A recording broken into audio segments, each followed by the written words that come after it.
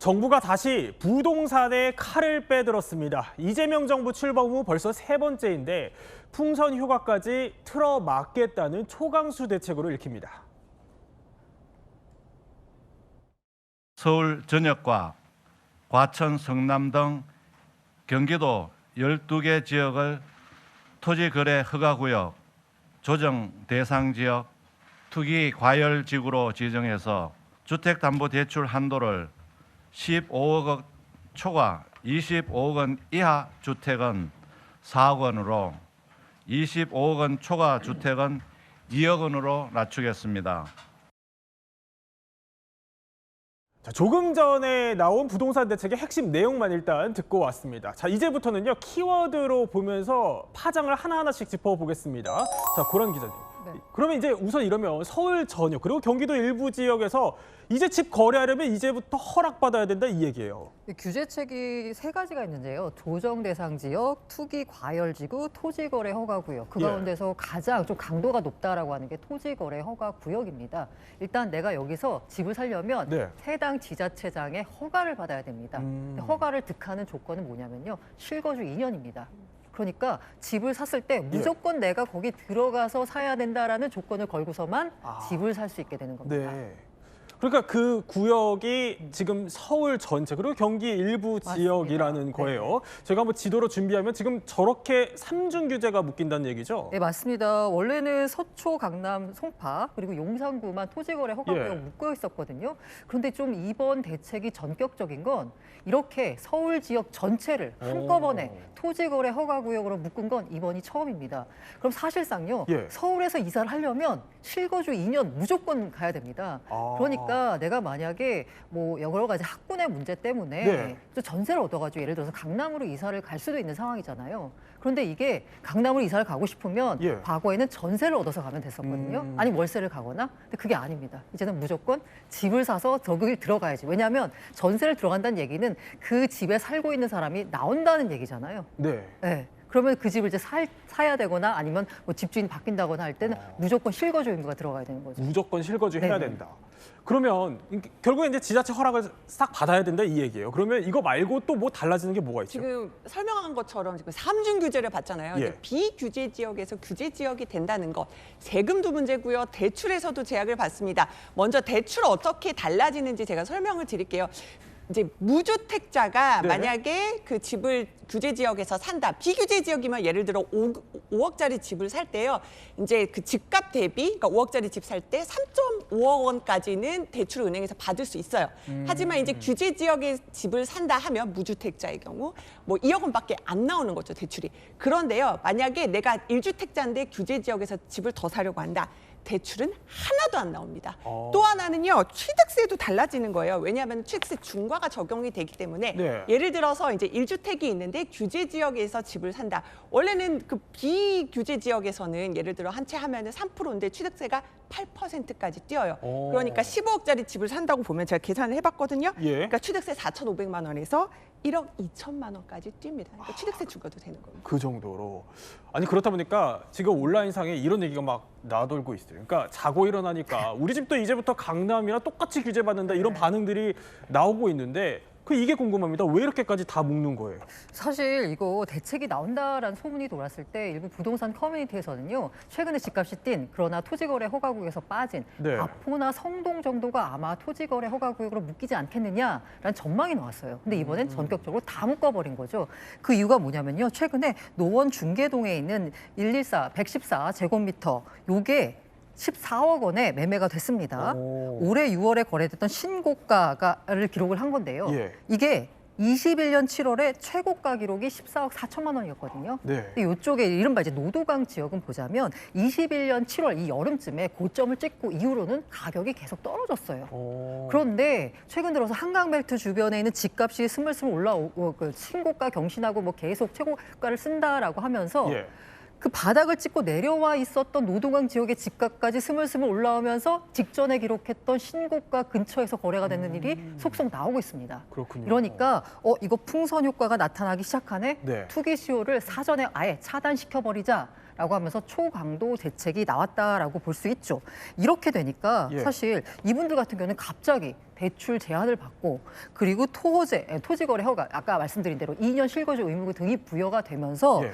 사실 이 중저가 지역에서 집을 사는 분들은 실수요자라고 생각할 수 있잖아요. 근데 이분들의 거래가 막히게 됐다라고 해서 지금 현재 부동산 커뮤니티에서는 민심이 지금 들끓고 있는 상황이긴 합니다. 그렇군요. 풍선 효과를 사실 다 틀어막기 네. 위한 이제 초강수 대책이다라는 건데 그럼 파장이 또 있을 것 같습니다. 두 번째 파장 저희 준비를 했는데 자 이겁니다.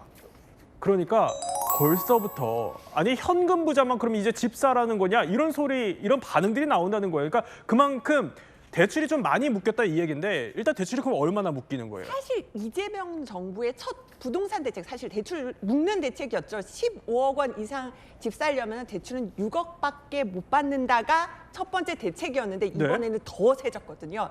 제가 그래픽 보면서 설명을 드릴게요. 예. 이제는요 15억 넘는 집 사려면요 대출 6억이 아니라 4억밖에 못 받습니다. 15억에서 25억 사이 집이 그렇고요. 그런데 집값이 25억 원 넘어가면 강남에 이런 집들 많죠. 예. 이제는 대출을 2억 원밖에 못 받습니다. 2억 원. 2억 원. 그러니까 집값이 더 비싸질수록 네. 바로 대출을 받을 수 있는 금액도 확 줄어드는 겁니다. 그래서 보통 고소득 전문직 3040들 그러니까 굉장히 연봉이 높고 많이 수익 올릴 수 있는 예. 그런 분들이 많이 이제 대출을 받아서 비싼 집들을 샀는데 이제 그거를 막게 됐다 이런 얘기가 지금 나오는 거죠. 아니 그러면은 조금 더 확 와닿을 수 있게 고란 기자 실제로 그 사례를 한번 들어서 설명을 좀 해줄 수 있나요? 이 동대문구 A 아파트 예. 한번 그림 보시면서 보실 텐데요. 지금 현재 전용 84제곱미터 지난달 매매가가 16억 원이었습니다. 네. 이 아파트 사고 싶어요? 그러면은 오늘까지는 주담대 6억 원이 가능했습니다. 오. 그런데 내일부터는 4억 원밖에 받을 수가 없습니다. 이건 일단 그 집값에 따라서 받을 수 있는 주담대 최대 한도고요. 예. 이거 말고 주담대 스트레스 금리 하한이 높아집니다. 스트레스 금리라고 하는 건요. 실제로 내가 받는 금리가 아니라 이게 스트레스 상황, 그러니까 금리가 높아졌을 상황을 가정하고 받을 수 있는 최대 대출 금액을 따져보는 거거든요. 네. 그런데 요거 하한이 1.5였어요. 근데 이걸 3으로 올려버립니다. 3%로. 3으로. 금리가 올라가니까 내가 네. 받을 수 있는 대출 금액은 더 작아지겠죠, 대출 한도를. 그래서 따져보면 내일부터 연소득 1억 원인 차주가 변동금리로 수도권 규제 지역 내 주택 구입 목적으로 대출을 받는다라고 네. 하면 대출 한도가 5억 1천만 원입니다. 스트레스 금리가 1.5%일 때와 비교해 대출 한도가 8,600만 원 줄어듭니다. 네. 근데 제가 아까 5억 1천만 원까지 받을 수 있다는 말씀드렸죠. 예. 그래도 만약에 집값이 15억에서 20억 사이다? 그럼 4억, 20억 이상이다? 그럼 2억까지밖에 못 받아요. 아무리 내가 소득이 많아서 네. 대출을 더 받을 수 있다 손 치더라도요.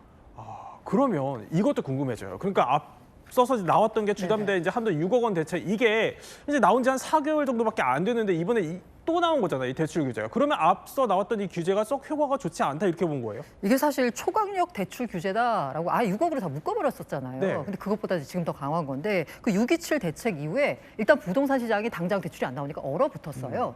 그런 얼어붙은 상황에서 사실 97 공급 대책이 나와줬어야 되거든요. 그런데 97 공급 대책이 나왔는데 시장이 원하던 바가 아니었습니다. 이른바 사람들이 사고 싶어하는 그 지역에다가 공급을 하는 게 아니라 별로 살고 싶지 않은 지역에만 이제 공급을 내놓은 거죠. 그러다 보니까 실망. 그럼 다시 내가 집을 사야 되겠다라고 하면서 집값이 다시 뛰기 시작했습니다. 그래서 추석 연휴 직전 아파트 값을 보자면요. 전주보다 예. 0.27%가 올랐습니다. 4주 연속 상승폭이 커지고 있고요. 특히 말씀드렸던 특히 정부의 집값이 조금 약간 아주 들끓었던 네. 한강벨트 지역이요. 대표적으로 이제 마레프라고 부르는 곳 있죠. 전용 5구제곱미터. 이게 옛날로 표현하자면 20평대거든요. 이게 1월에 16억 7,500만 원이었거든요. 근데 지난달 17일에 무려 21억 5천만 원. 그래요. 5억 네. 2,500만 원이 8개월 만에 올랐습니다. 이게 성동 지역에서도 비슷한 일이 나타나고 있는 거예요. 그렇군요. 자, 이번 대책 나오니까 뭐 제 주변에서도 벌써부터 난립니다. 전문가들 반응도 좀 엇갈리더라고요, 고란 기자. 네. 그리고 취재를 해보셨을 텐데 이게 뭐 불장이 이제 잡힐 거다. 아니다, 오히려 강남 쏠리면서 이거 더 심해질 거고 똘똘한 한 채 선호도 더 할 거다라는데 고란 기자 경제 전문가시니까 어떤 쪽에 힘 실으세요? 일단 단기와 장기로 좀 놓고 봐야 되는데요. 예. 일단 당장 대출이 안 나오기 때문에 단기적으로는 거래량이 얼어붙으면서 이 거래량이 얼어붙었을 때 일단 팔고 싶은 사람이 있을 거 아니에요. 그분들이 뭐 물량을 조금 싸게 내놓으면 가격이 일시적으로는 조정을 받을 수 있을 것 같습니다. 네. 확실한 건 거래량이 얼어붙는다라는 거고요.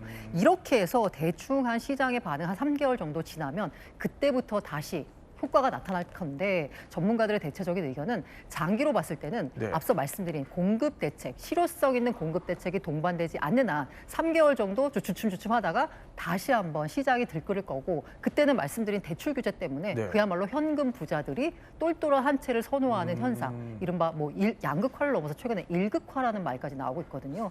그런 현상은 더 심화될 거다라고들 보고 있습니다. 장기적인 해법이 될지 좀 의문이다라는 거네요. 자, 그러면 아니 야권 특히 이 수도권 중심으로는 지금 이 규제에 나온 거에 대해서 반발이 만만치 않겠어요. 그러니까요. 오늘 국민의힘 특히 이제 이 규제 해당 지역의 지역구 의원들을 다 아주 강도 높게 비판했습니다. 예. 국민의힘의 유일한 강북 지역 의원이죠. 김재섭 의원 이렇게 얘기했어요.